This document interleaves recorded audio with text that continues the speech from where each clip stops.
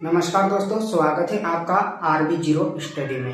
तो प्यारे बच्चों, आज की इस वीडियो में हम लोग पढ़ेंगे कक्षा 9 गणित अध्याय नंबर 2, जिसका नाम है बहुपद। और बहुपद को इंग्लिश में बोला जाता है पॉलिनोमियल। तो आज बहुपद का हम पहले परिचय पढ़ेंगे और उसके बाद हम प्रश्नवाली के प्रश्नों को हल करेंगे। पहले हम परिचय पढ़ेंगे, जैसे बहुपद के कितने प्रकार होते हैं, बहुपद को कैसे पहचानते हैं, उसमें गुणांक क्या होते हैं, चर क्या होता है, अचर क्या होता है, ये सारी चीजें हम एक बार समझेंगे, तब हम प्रश्नवाली के प्रश्नों को अच्छे से लगा पाएंगे। ठीक है, अगर आप इंटरेस्टेड हो तो इस वीडियो को पूरा अवश्य देखना। तो चलिए शुरू करते हैं।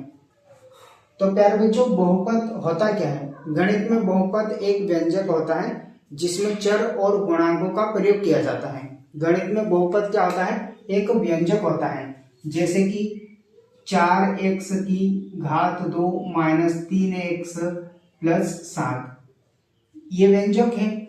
और व्यंजक चर गुणांकों से प्रयोग करके बनाया जाता है। ठीक है, तो इसमें चर भी होता है और चर को वेरिएबल बोला जाता है, वेरिएबल बोला जाता है।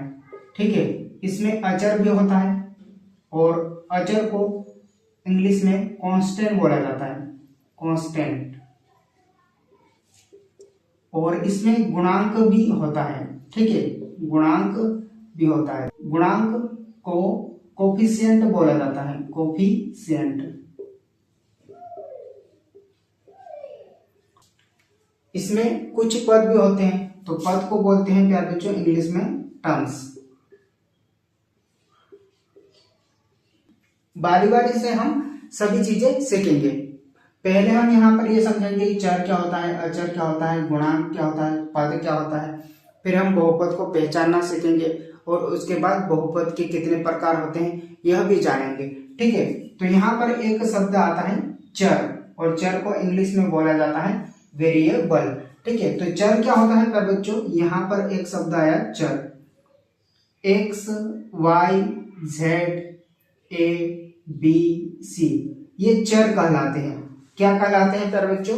चर कहलाते हैं। अंग्रेजी वर्णमाला के जो अल्फाबेट होते हैं वो चर कहलाते हैं और इनके मान बदलते रहते हैं, चरों के मान बदलते रहते हैं। जब आप क्लास 8 में समीकरण को हल किए होंगे तो वहां पर समीकरण को हल करने पर कभी x का मान 1 आ जाता था, कभी 2 आ जाता था, कभी 0 आ जाता था, या फिर कभी कुछ और आ जाता था।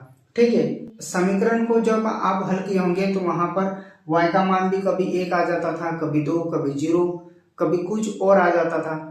कहने का मतलब प्यार बच्चों, चरों के मान बदलते रहते हैं। ठीक है, उसके बाद आता है अचर। अचर जैसे 0, 1, 2, 3, -1, -2, ये अचर कहलाते हैं। ठीक है, ये जो संख्याएं होती हैं वो अचर कहलाते हैं। ठीक है, अब ये जो बहुपद है 4x की घात 2 माइनस 3x प्लस 7, इसमें आप बता सकते हैं कि चर क्या है प्यारे बच्चों? x है। ठीक है, इस बहुपद में चर क्या है? x है। और कितना चर है? एक चर है। इस बहुपद में कितने चर है?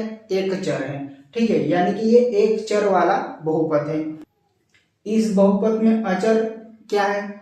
अचर अभी मैंने आपको समझाया, जो संख्याएं होती हैं वो अचर कहलाती हैं। तो इसमें अचर है 4, -3 और 7, ये अचर कहलाएंगे। फिर गुणांक आता है। गुणांक मतलब कोफिशिएंट। इस बहुपद में गुणांक क्या है? तो x की घात 2 का गुणांक, x की घात 2 का गुणांक क्या है? 4 है। x का गुणांक क्या है? -3 है। ठीक है, तो आपसे पूछा जाएगा कि x की घात 2 का गुणांक बताइए, x की घात 2 का गुणांक बताइए। तो आप क्या कहेंगे? x की घात 2 का गुणांक क्या है? 4 है। आपसे पूछा जाएगा x का गुणांक बताइए, x का गुणांक बताइए। तो x का गुणांक क्या है? x का गुणांक है -3। ठीक, और यहाँ पर जो ये जो 7 है ये क्या कहलाएगा? अचर पद कहलाएगा। अचर पद। अचर पद कितना है? 7 है।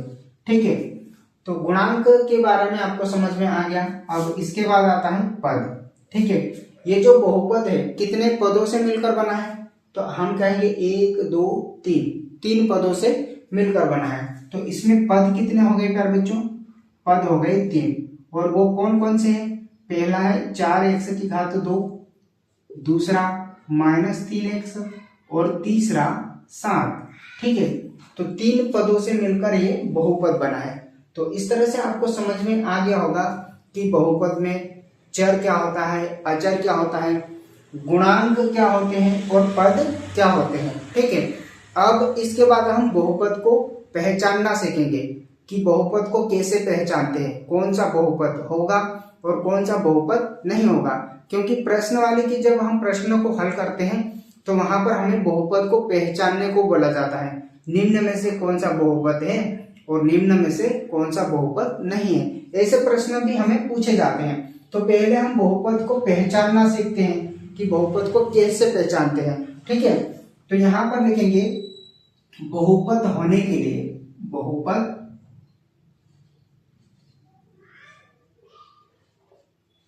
होने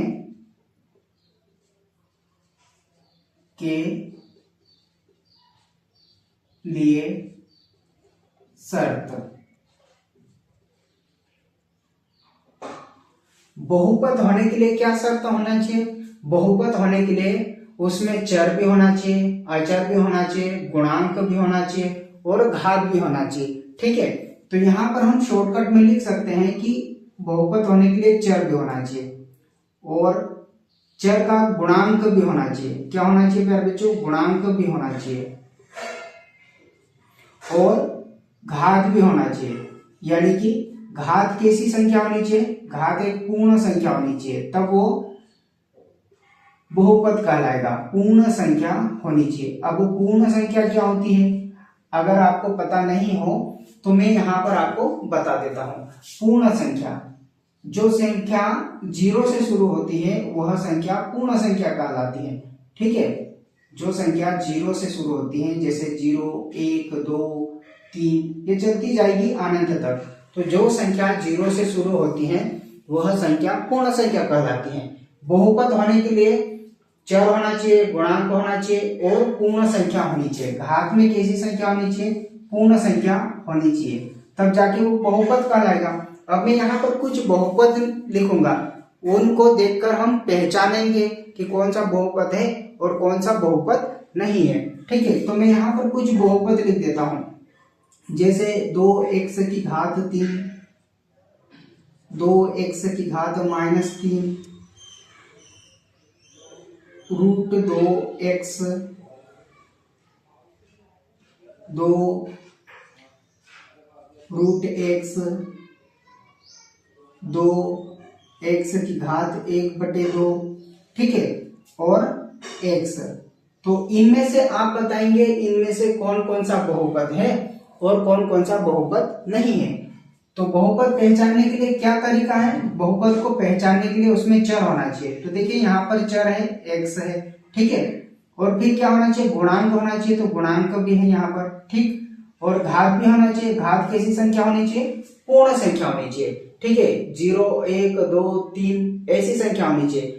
घात कभी भी माइनस में, करनी में या फिर भिन्न में नहीं होना चाहिए, सिर्फ पूर्ण संख्या होनी चाहिए। यहाँ पर x चर है, गुणांक है और घात क्या है, 3 है। इसका मतलब 3 है तो ये पूर्ण संख्या है, इसका मतलब ये हुआ कि ये बहुपद है।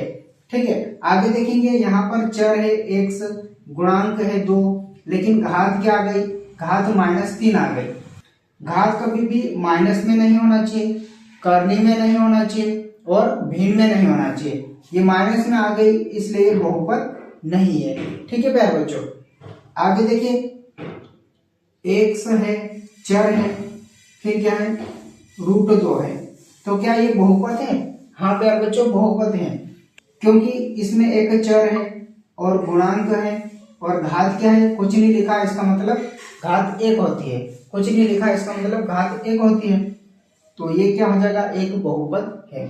ठीक, अब देखिए यहाँ पर √x और गुणांक क्या है 2, क्या ये बहुपद है, तो हम कहेंगे बहुपद नहीं है।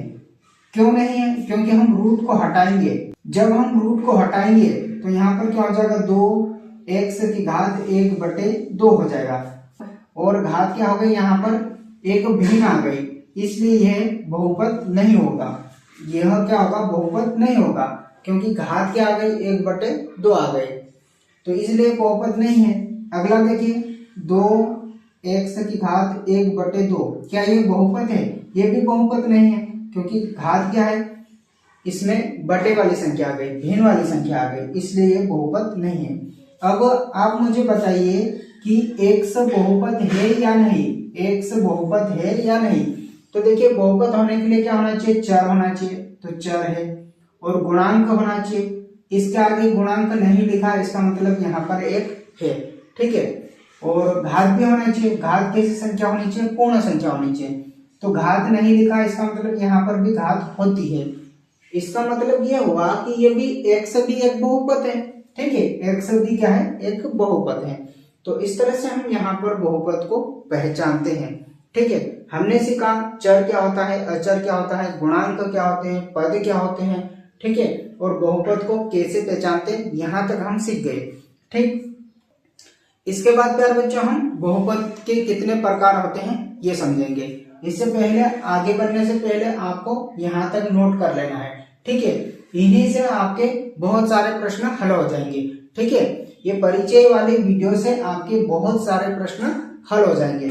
तो चलिए इसको मैं मिटाता हूं और आप नोट कर लेना, और आगे हम पढ़ेंगे बहुपद के प्रकार।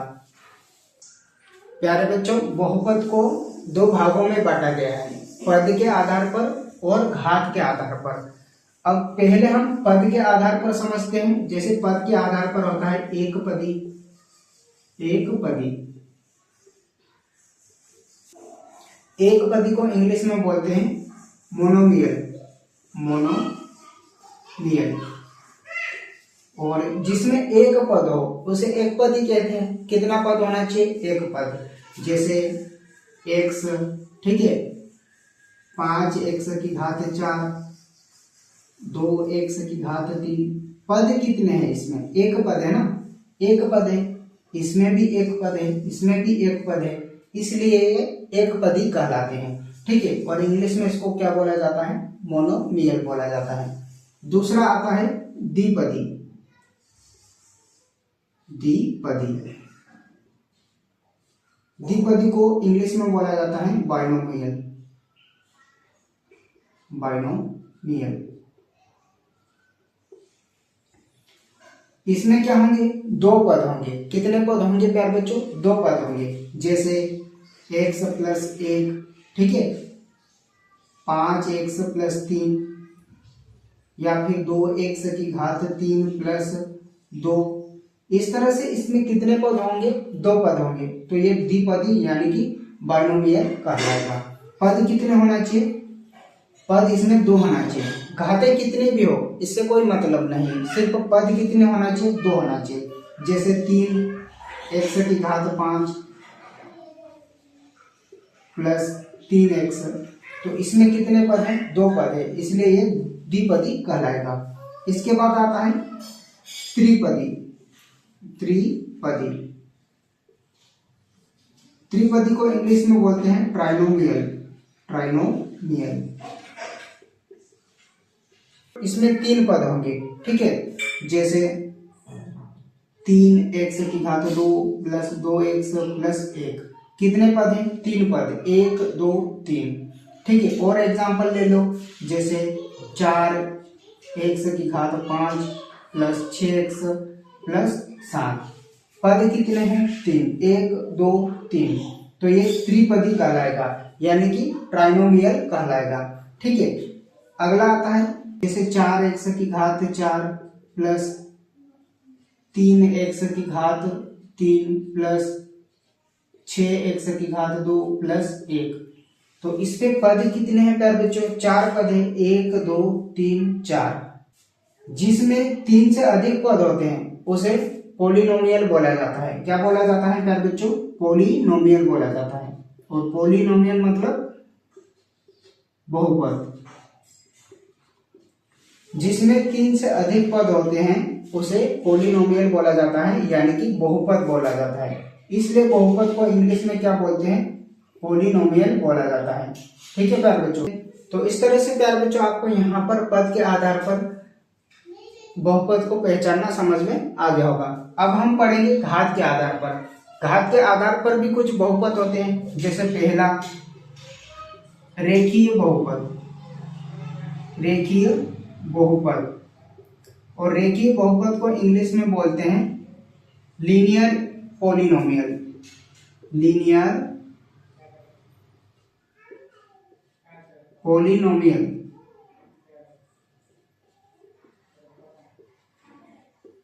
रेखीय बहुपद किसे कहते हैं? जिसकी घात एक हो उसे रेखीय बहुपद कहते हैं। ठीक है, घात कितनी होना चाहिए? एक होना चाहिए। जैसे 5x प्लस 2, इसमें घात कितनी है? चर की अधिकतम घात कितनी है? एक है ना? ये चर है, x क्या है? एक चर है, पर इसकी घात कितनी है? एक है, तो इसलिए इसको क्या बोलेंगे? रेखीय बहुपद बोलेंगे। सिर्फ घात कितनी होना चाहिए? एक होना चाहिए। जैसे x प्लस 2, ठीक है, x प्लस 2, इसमें चर की अधिकतम घात कितनी है? एक है, इसलिए ये क्या कहलाएगा? रेखीय बहुपद कहलाएगा। और एग्जांपल समझिए, जैसे 6x प्लस 3, ठीक है, चर की घात कितनी है? एक है, इसलिए ये क्या कहलाएगा? रेखीय बहुपद कहलाएगा, यानी कि लीनियर पॉलिनोमियल कहलाएगा। ठीक है, इसके बाद आता है प्यारे बच्चों द्विघात बहुपद, द्विघात बहुपद।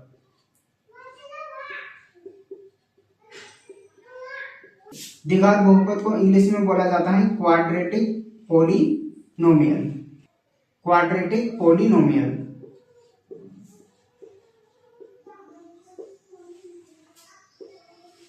उदाहरण के लिए जैसे 2x की घात 2 प्लस 3x प्लस 1, ठीक है, इसमें घात कितनी है प्यारे बच्चों? घात 2 है, इसलिए द्विघात बहुपद कहलाएगा। घात कम से कम 2 होना चाहिए। ठीक है, जिसकी घात 2 होगा वो द्विघात बहुपद कहलाएगा। जैसे 5x की घात 2 या फिर x की घात 2, ये सभी की सभी द्विघात बहुपद के उदाहरण है। ठीक है, जैसे 6x की घात 2 प्लस 7x प्लस 1, ये सभी के सभी द्विघात बहुपद कहलाएंगे, क्योंकि चर की अधिकतम घात कितनी है? चर की अधिकतम घात 2 है, इसलिए ये द्विघात बहुपद कहलाएगा। इसके बाद आता है क्या बच्चों? त्रिघात बहुपद, त्रिघात बहुपद। इंग्लिश में क्या बोला जाता है? Cubic polynomial.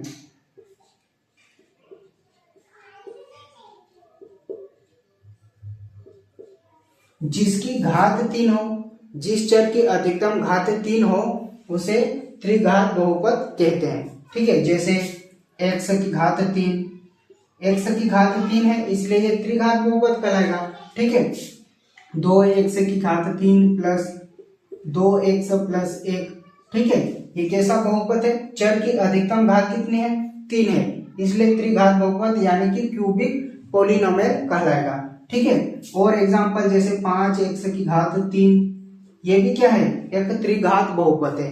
ठीक है, तो इस तरह से प्यारे बच्चों हम बहुपद के 2 प्रकार पढ़ते हैं, एक तो पद के आधार पर और घात के आधार पर। हमें इस तरह के प्रश्न ऑब्जेक्टिव में पूछे जाते हैं। ठीक है, इस तरह का समीकरण दे देगा, पूछेगा कि ये कौन सा बहुपद है, द्विघात बहुपद है या रेखीय बहुपद है या त्रिघात बहुपद है, तो हम कहेंगे कि ये त्रिघात बहुपद है, यानी कि क्यूबिक पॉलिनोमियल है। और हमें क्या पूछा जाता है? बहुपद की घात पूछा जाता है।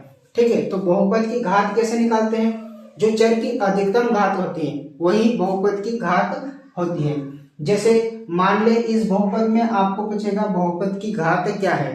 ठीक है, इसमें आपसे पूछेगा कि बहुपद की घात क्या है, तो चर की अधिकतम घात ही बहुपद की घात कहलाती है।